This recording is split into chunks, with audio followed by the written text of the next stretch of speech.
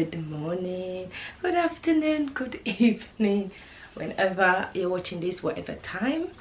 Welcome to my channel. My name is Miriam, and if this is the first time you're watching me, welcome. I do videos, various videos. I do videos about business, being an entrepreneur, advice, and parenting, because I know I'm a mom. And also I use my channel to help to raise awareness and just create better understanding and educate people more about sickle cell that I have. So talking about sickle cell, the video that I'm doing today is going to kind of be based around that.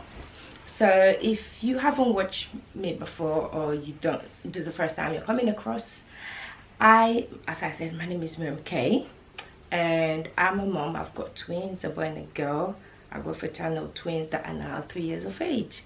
And when I meet others with sickle cell that either want to have kids or whatever, they're always like, oh my god, how is it? How's your pregnancy? How do you manage? How do you juggle everything? Because, you know, I got so much going on. People always ask, how do you do it?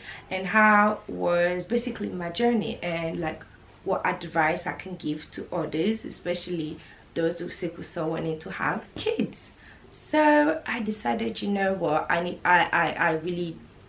gonna do a video about it, because to be honest, when I was pregnant as well, I was always searching. Not just me, my husband as well was always searching for information on, you know, like just wanting to know and maybe come across a video, something of somebody that's gone through that journey that can just be like, it's gonna be okay, or to help us prepare. And to be honest, it was very, very difficult to come across any. So that's why I wanted to do it. So in case somebody else like me would be searching and they want to just find out how the journey is, basically having, you know, being pregnant and having sickle cell. So that's what I'm going to do. I'm going to be looking down, because I've written it down. I want to make sure I cover everything, and I don't just want to freestyle it. So if I look down, just know that I'm just looking at the points, because I want to make sure that I go through step by step. So some of these points will relate to you if you are planning, and some of them will only relate to you if you're planning it, and some later on will relate if you're already pregnant. So how you go on with that, because for me, when I met my husband, one thing was for sure, we both wanted kids, but I also had to be realistic with myself, because besides sickle cell, I also have endometriosis, and at one point my reproductive system had to be literally frozen because I was having so much issues, which can then cause more issues with fertility and all of that. So even though I was young, but I was very much open with my husband from day one to know that, you know, it may not, it might, but let's just trust in God. So for me, one of the main important things is that if you are going to go onto this journey of bringing life into this world, make sure it's a mutual decision that both of you want it. Because you need to realize, even for women that don't have any issues, any problem whatsoever, bringing life into the world is a big commitment. It changes everything, and you cannot force somebody if they are not ready, because it's not even just about being physically ready, it's also about being mentally, psychologically ready to deal with that responsibility.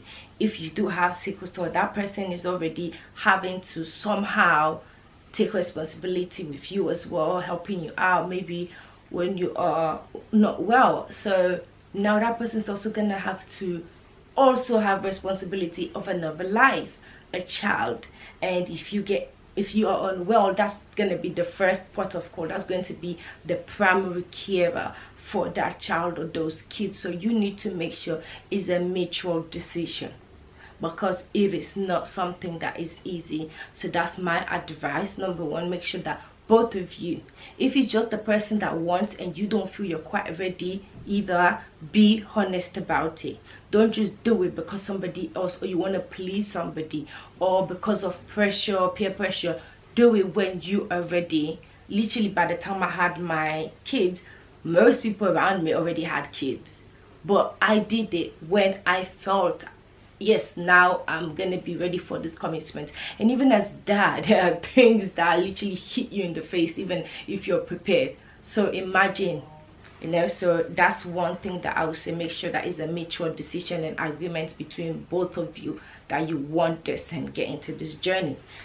And then make sure, of course, it's very, very important, make sure you get your partner tested, because obviously if you're already SS, even if your partner is just AS, there's a very, very high chance that you're going to have a child with sickle cell. So for me personally, it was important because it's not like some sort of taboo to have a child that has sickle cell, but the fact that I already was struggling with my own health, and so I didn't feel like it was right to bring another situation into it with a child as well with health issues, because that is just a bit much. So you need to make sure that you get your partner tested. That is important. No, it is, before you do it, or if not, as soon as you find out you're pregnant, get them tested. My husband had gotten tested in Nigeria when he was younger, but because I didn't have any record of that, we went again to my team and got him retested just to be sure. So, and if somebody really loves you and they want to be in your life, they should have no problem doing that. So make sure you get that. And then also, as soon as or before, if you are planning it, discuss with your team firstly that this is what you want, so they can give you the best medical advice on how to go about it.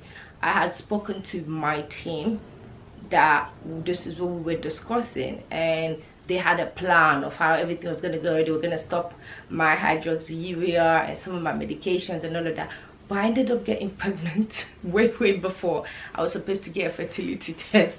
Before that happened, I was already pregnant. So as soon as we found out, and I was still also on hydroxyurea actually, which they say you know, based on what I've read and heard, that you either cannot get pregnant on it, or if you do, it is very risky for the child. But I was very lucky that I was fine, and because I think I found that very early on, we're able to stop it and put another plan in place. And so it's very, very important, because then they can discuss and give you the best advice on how to go on about it, because they have to work together, not just your team but the antenatal, the gynecological team. They have to work together and have the best plan that will work for you. Everyone is different. What works for me might not work for you, so you need to make sure you speak to your team or your doctor, whoever you're in care of. And then another thing is to be realistic about your chances, because obviously with having sickle cell, we already go through a lot, you know, we go through a lot. So it's very important that you're realistic about your chances, or how long you would take, because sometimes people feel like it just happens like that. Luckily sometimes it does, because mine happens before even I could even think about it. It did. So it can, but also be realistic, because sometimes it might take others longer than usual. But as long as you know this is something that you want, you just have to trust in God and pray that it does happen. But be realistic about the length of time and your chances as well.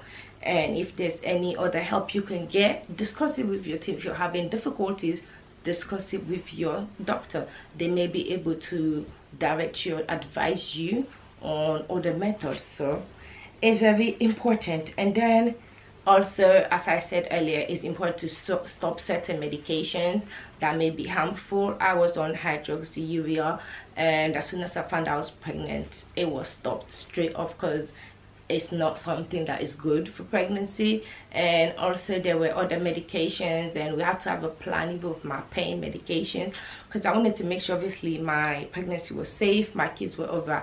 I was already high risk because I was carrying twins, and then I was double high risk because I'm carrying twins with sickle cell. So I spent most of my pregnancy in hospital. I'm talking about almost every week I was there. I spent more time in there than I spent outside throughout my pregnancy. So it's also, you need to be, if you're gonna go into, you need to make sure, that's why I say you talk to your team, that your body is ready for it, not just physically, mentally, because as I say, something that changes you, and you can be at risk of certain things like, you know, postnatal depression and all of that. So it's really important that you get the information that you need to make sure that you are ready, you know, for that journey. You can never be ready for it. It can happen, however, but it helps. So yeah, and do your research, but please make sure you don't go overboard, because when I was pregnant, Google became my husband's best friend. Everything Google, the first thing that will come up will be something so crazy. I was like, just stop. So do your research, but don't go overboard. Don't go researching every little thing, because it's gonna scare you. You're gonna dig a hole and hide and just be like, because Google is gonna tell you everything is this, everything is that. So do your research, but don't go overboard. Just be aware of that. Make sure you attend all your antenatal and clinical appointments, your antenatal appointments once you are pregnant, because you know this is the appointment that they'll be able to check you and your unborn, and if you also have any issues, it's an opportunity for you to talk to the doctors and the team about it. And because some of those things, the earlier you talk, the better. As soon as you start experiencing anything, if you're able to spot it out and then notify them during your antenatal appointments, then it will be helpful to make sure that your child and you are healthy. Sometimes I know myself, because I was in hospital throughout my pregnancy, I did miss a lot of appointments, but because I was being seen, and sometimes when I do miss out, if I'm not in hospital but I've missed an appointment, I just make sure I let them know so they can book the earliest next available appointment for me. And they actually have the sickle team and the antenatal clinic at my hospital. They actually do they do their clinics together during when your pregnancy, like when you're down the line, like 16-week plus, they actually combine it. So you have doctors from the sickle, and then you have the doctors from the antenatal, so that way you're able to, you know, just ask and they can make sure that everything is okay, that you're on the right medication, the right doses, and make sure everything is on point. So it's very important you attend. If you cannot, let them know. And then also, this also links to that, if you notice anything, any sort of issues during your pregnancy, you just need to tell them, or if it's really bad, go to hospital, because it's very important, because sometimes this can be symptoms to something bigger and you don't even know.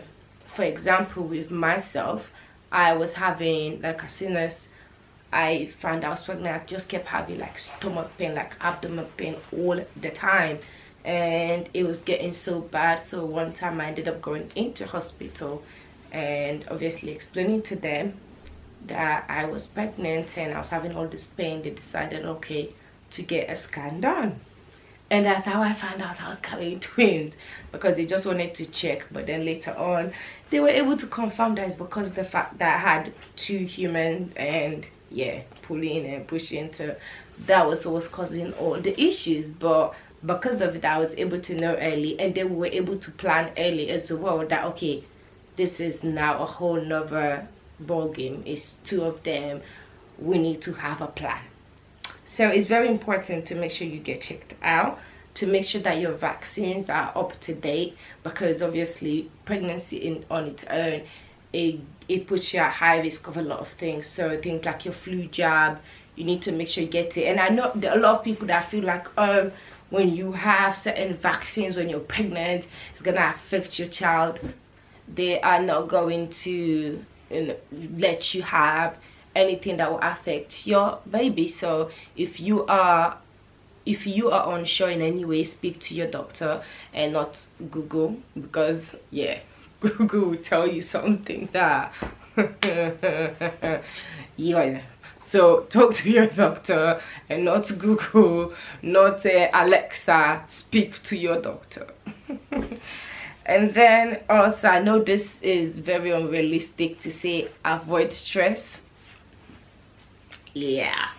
I'm still working on that. 3 years down the line of having them, I'm still working on the avoid stress bit, because we all know that is next to impossible, especially if you're pregnant, you have a condition, a lot going on. But just try and minimize it, because it affects you a lot. And when you're pregnant, your baby does pick up on everything, you know, everything that you're going through. And there were times when I went through bereavement during my pregnancy, and it did affect my kids at one point.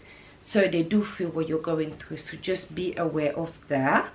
And also, please let your workplace know ahead of time that you're pregnant and whatnot, because with sickle cell, with your health, you don't know, at any point it can go down. My once came, they were, yeah, seven weeks early, because I gave birth at 33 weeks. Yeah, so it can happen at any time. Just let your workplace know right as soon as you know, because you might need to take time off earlier, you might need to start your leave earlier, you might have your kids earlier. So be prepared for that. And also, talking about that, be prepared, like sort things out that you need to sort. Don't say like me, I was like, oh, I still have time to go. Literally the weekend before I gave birth, my husband was just like, pack your bag, and he put up the cot and everything. I was like, oh God, we've got 7 weeks to go.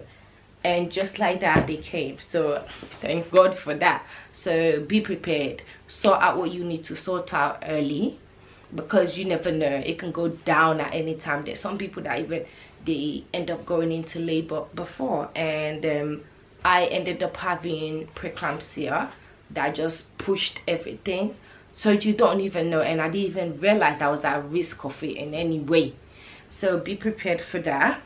And also, in terms of pain, treating your pain is quite tricky, but speak to your doctor. They know best, they know what works for you. But just know that some of the things might affect your child, but also you also have to be okay. You have to be treated, because I was in that kind of dilemma, and my doctor used to be like, if you're not okay, how are you going to have the babies? And that's true, you know. But thankfully my kids were born with no issue. They did not get affected in any way. But also be prepared in terms of like your living arrangement and everything. Don't wait until the kids get here, because it can all go very crazy. So sort things out, like housing, find out what you're entitled to, and any support that you can get. But be realistic. I thought there was gonna be much more support than what I got, so just be aware of that. I thought there were gonna be certain things in place, but no, it had to be me, my husband, my family, you know, my mom, my sister. My sister became like a second mom, because there were just not things in place. So be just aware of that. It might be different for you, everybody's different, but for me, I really didn't get much support besides, thankfully, my husband, my sister, my mom, you know, helping out, especially when the babies were first born. I didn't. So just know that it was even a charity that, you know, helped me out with some stuff, and then a nanny for I think like a week or so, just to kind of help me sort things out. But even during that time, there were times when I was in hospital and sick, but she was at least around to help my husband out as well. But that wasn't even through like any government, it was through a charity. So just know about that. And yeah, so find out what you're eligible to, benefits, anything like that, sort it out early and have all the information that you need to know. And last but not the least, just know that whatever happens, it's not going to be easy, but you've got it. There's no perfect way to be a parent. There's no perfect way to do anything, especially being a parent. You have to learn as you go. What works for one might not work for other. I can give you all of this and none of it might work. All of it, some might not, because we are all different in the way we deal with things. But just know that you've got it. I know people get scared because you have a condition or whatnot. I managed to look after two, you know, at the same time, and still be able to take care of myself, my health. You know, I still get sick to this day. I just came out of hospital yesterday. I know you can see it, but I just did. But you just keep going as long as you know this is what you want. As long as, for me, all of that was worth it, because now I get to have them, I get to see them smile, and I get to, you know, come home to them and hug them and all of that. So they give me the strength to keep going and fighting. So for me, all of what I went through was worth it.